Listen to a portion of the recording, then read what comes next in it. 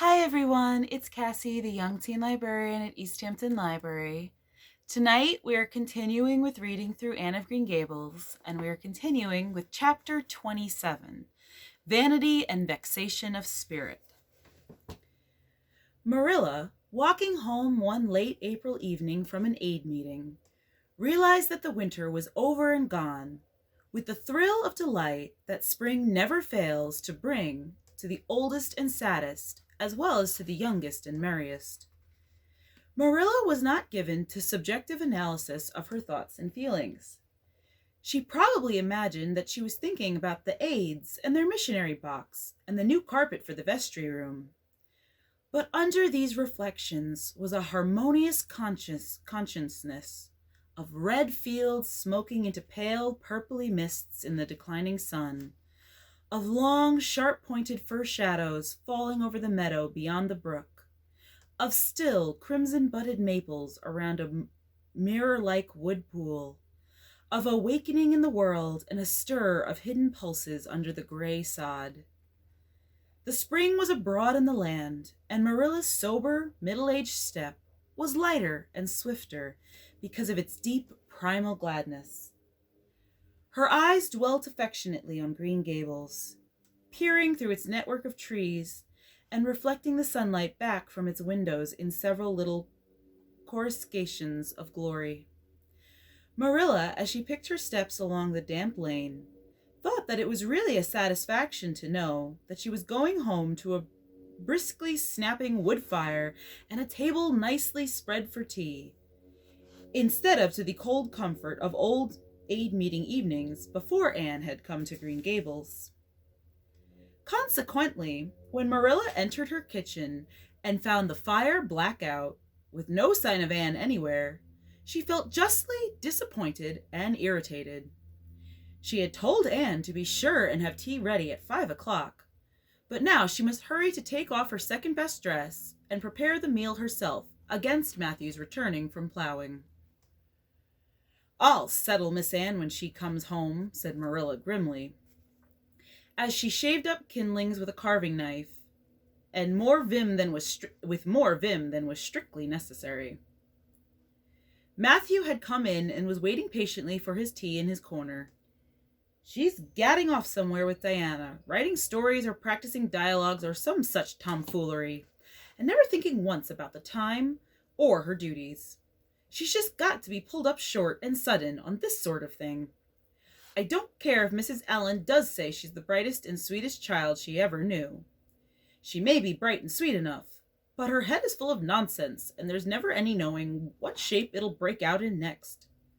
Just as soon as she grows out of one freak, she takes up with another. But there, here I am saying the very thing I was so riled with Rachel Lynde for saying at the aid today. I was real glad when Mrs. Allen spoke up for Anne, for if she hadn't, I know I'd have said something too sharp to Rachel before everybody. Anne's got plenty of faults, goodness knows, and far be it from me to deny it, but I'm bringing her up and not Rachel Lynde, who'd pick faults in the angel Gabriel himself if he lived in Avonlea. Just the same, Anne has no business to leave the house like this when I told her she was to stay home this afternoon and look after things. I must say, with all her faults, I never found her disobedient or untrustworthy before, and I'm real sorry to find her so now." "Well now, I don't know," said Matthew, who, being patient and wise, and above all hungry, had deemed it best to let Marilla talk her wrath out unhindered, having learned by experience that she got through with whatever work was on hand much quicker if not delayed by untimely argument. "Perhaps you're judging her too hasty, Marilla. Don't call her untrustworthy until you're sure she has disobeyed you. Maybe it can all be explained. Anne's a great hand at explaining." "She's not here when I told her to stay," retorted Marilla. "I reckon she'll find it hard to explain that to my satisfaction.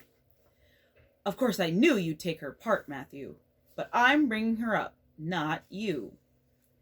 It was dark when supper was ready, and still no sign of Anne, coming hurriedly over the log bridge or up Lover's Lane, breathless and repentant with a sense of neglected duties. Marilla washed and put away the dishes grimly.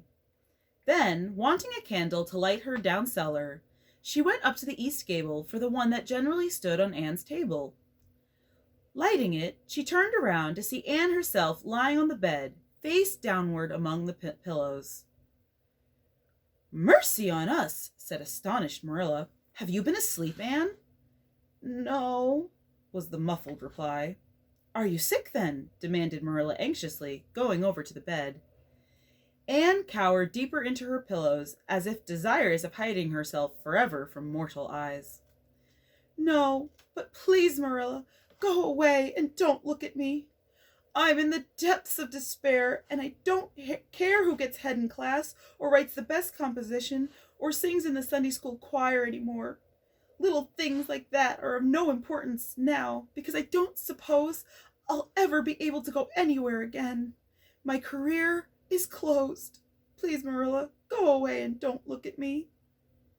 Did anyone ever hear the like? The mystified Marilla wanted to know.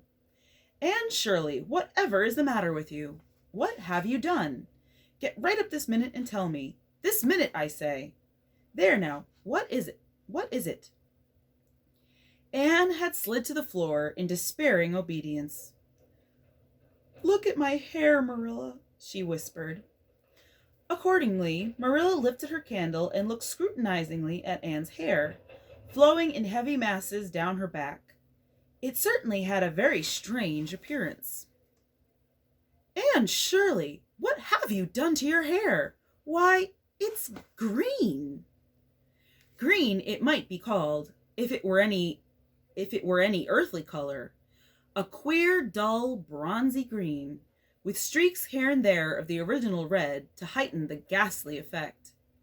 Never in all her life had Marilla seen anything so grotesque as Anne's hair at that moment. "Yes, it's green," moaned Anne. "I thought nothing could be as bad as red hair, but now I know it's 10 times worse to have green hair. Oh, Marilla, you little know how utterly wretched I am." "I little know how you got into this fix, but I mean to find out," said Marilla. "Come right down to the kitchen, it's too cold up here, and tell me just what you've done. I've been expecting something queer for some time. You haven't got into any scrape for over 2 months, and I was sure another one was due. Now then, what did you do to your hair?" "I dyed it." "Dyed it? Dyed your hair? Anne Shirley, didn't you know it was a wicked thing to do?" "Yes, I knew it was a little wicked," admitted Anne. "But I thought it was worthwhile to be a little wicked to get rid of red hair. I counted the cost, Marilla. Besides, I meant to be extra good in other ways to make up for it." "Well," said Marilla sarcastically, "if I'd decided it was worthwhile to dye my hair, I'd have dyed it a decent color at least. I wouldn't have dyed it green." "But I didn't mean to dye it green, Marilla," protested Anne dejectedly. "If I was wicked, I meant to be wicked to some purpose. He said it would turn my hair a beautiful raven black. He positively assured me that it would. How could I doubt his word, Marilla? I know what it feels like to have your word doubted. And Mrs. Allan says we should never suspect anyone of not telling us the truth, unless we have proof that they're not. I have proof now. Green hair is proof enough for anybody. But I hadn't then, and I believed every word he said implicitly." "Who said? Who are you talking about?" "The peddler that was here this afternoon. I bought the dye from him." "Anne Shirley, how often have I told you never to let one of those Italians in the house? I don't believe in encouraging them to come around at all." "Oh, I didn't let him in the house. I remembered what you told me, and I went out, carefully shut the door, and looked at his things on the step. Besides, he wasn't an Italian. He was a German Jew. He had a big box full of very interesting things, and he told me he was working hard to make enough money to bring his wife and children out from Germany. He spoke so feelingly about them that it touched my heart. I wanted to buy something from him to help him in such a worthy object.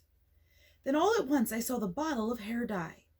The peddler said it was warranted to dye any hair a beautiful raven black, and wouldn't wash off. In a trice I saw myself with beautiful raven black hair, and the temptation was irresistible.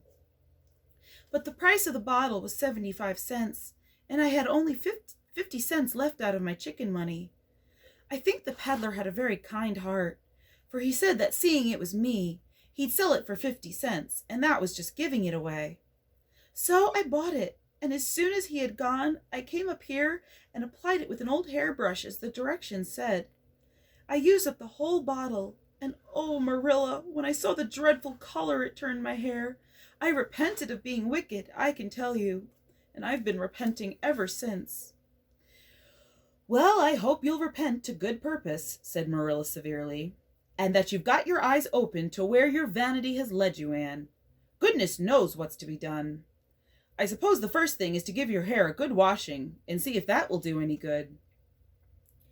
Accordingly, Anne washed her hair, scrubbing it vigorously with soap and water, but for all the difference it made, she might as well have been scouring its original red. The peddler had certainly spoken the truth when he declared that the dye wouldn't wash off. However, his veracity might be impeached in other respects. "Oh, Marilla, what shall I do?" questioned Anne in tears. "I can never live this down. People have pretty well forgotten my other mistakes, the liniment cake and setting Diana drunk, and flying into a temper with Mrs. Lynde. But they'll never forget this. They will think I am not respectable. Oh, Marilla, what a tangled web we weave, when first we practice to deceive. That is poetry, but it is true. And oh, how Josie Pye will laugh. Marilla, I cannot face Josie Pye. I am the unhappiest girl in Prince Edward Island." Anne's unhappiness continued for a week. During that time she went nowhere and shampooed her hair every day. Diana alone of outsiders knew the fatal secret, but she promised solemnly never to tell. And it may be stated here and now that she kept her word. At the end of the week, Marilla said decidedly, "It's no use, Anne. That is fast dye if ever there was any. Your hair must be cut off. There is no other way. You can't go out with it looking like that." Anne's lips quivered, but she realized the bitter truth of Marilla's remarks. With a dismal sigh, she went for the scissors. "Please cut it off at once, Marilla, and have it over. Oh, I feel that my heart is broken. This is such an unromantic affliction. The girls in books lose their hair in fevers, or sell it to get money for some good deed, and I'm sure I wouldn't mind losing my hair in some such fashion half so much. But there is nothing comforting in having your hair cut off, because you've dyed it a dreadful color, is there? I'm going to weep all the time you're cutting it off, if it won't interfere. It seems such a tragic thing." Anne wept then, but later on, when she went upstairs and looked in the glass, she was calm with despair. Marilla had done her work thoroughly, and it had been necessary to shingle the hair as closely as possible. The result was not becoming, to state the case as mildly as may be. Anne promptly turned her glass to the wall. "I'll never look at myself again until my hair grows," she exclaimed passionately. Then she suddenly righted the glass. "Yes, I will too. I'll do penance for being wicked that way. I'll look at myself every time I come to my room and see how ugly I am. And I won't try to imagine it away either. I never thought I was vain about my hair, of all things. But now I know I was, in spite of its being red, because it was so long and thick and curly. I expect something will happen to my nose next." Anne's clipped head made a sensation in school on the following Monday, but to her relief, nobody guessed the real reason for it, not even Josie Pye, who, however, did not fail to inform Anne that she looked like a perfect scarecrow. "I didn't say anything when Josie said that to me," Anne confided that evening to Marilla, who was lying on the sofa after one of her headaches, "because I thought it was part of my punishment and I ought to bear it patiently. It's hard to be told you look like a scarecrow, and I wanted to say something back, but I didn't. I just swept her one scornful look, and then I forgave her. It makes you feel very virtuous when you forgive people, doesn't it? I mean to devote all my energies to being good after this, and I shall never try to be beautiful again. Of course it's better to be good. I know it is, but it's sometimes so hard to believe a thing, even when you know it. I do really want to be good, Marilla, like you and Mrs. Allen and Miss Stacy, and grow up to be a credit to you. Diana says when my hair begins to tie a black velvet ribbon around my head with a bow at one side. She says she thinks it will be very becoming. I will call it a snood. That sounds so romantic. But am I talking too much, Marilla? Does it hurt your head? My head is better now. It was terrible bad this afternoon, though. These headaches of mine are getting worse and worse. I'll have to see a doctor about them. As for your chatter, I don't know that I mind it. I've got so used to it. Which was Marilla's way of saying that she liked to hear it. And that is the end of chapter 27. And tomorrow night we'll continue with chapter 28. Have a good night, everyone.